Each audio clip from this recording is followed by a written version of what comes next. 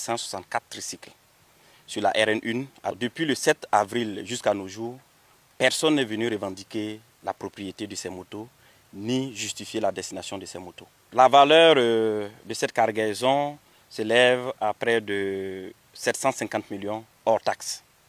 Voilà, ça veut dire que si on ajoute les taxes de douane, etc., ça va aller au plus d'1 milliard.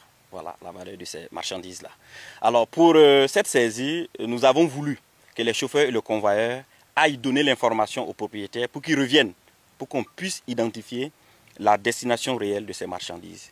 Et comme je le disais, 2 mois passés, personne ne s'est présenté. Donc nous présumons que ces engins effectivement étaient destinés aux terroristes. À l'instant T, ces motos seront confisquées et confiées à l'unité qui a procédé à la saisie de ces motos pour être employées par nos FDS et nos VDP sur le théâtre des opérations.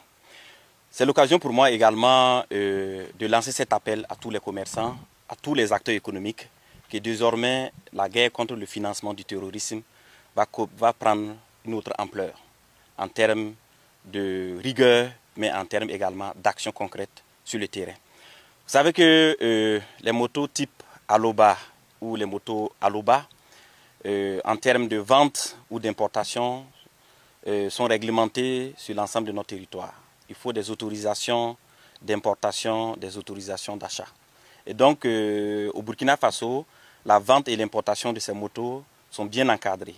Donc, certaines personnes qui se sentent très intelligentes importent ces motos, se positionnent à quelques kilomètres de nos frontières et revendent ces motos à ces ennemis de la nation. Ce qu'il faut retenir aussi, c'est que vous allez trouver au niveau des images sur les théâtres des opérations à tout moment, vous allez voir que ces ennemis de la nation reviennent toujours avec des motos neuves.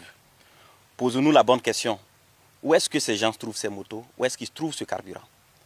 Alors, instruction a été donnée par le chef de l'État de traquer désormais toute personne qui va se rendre complice ou auteur des faits du financement du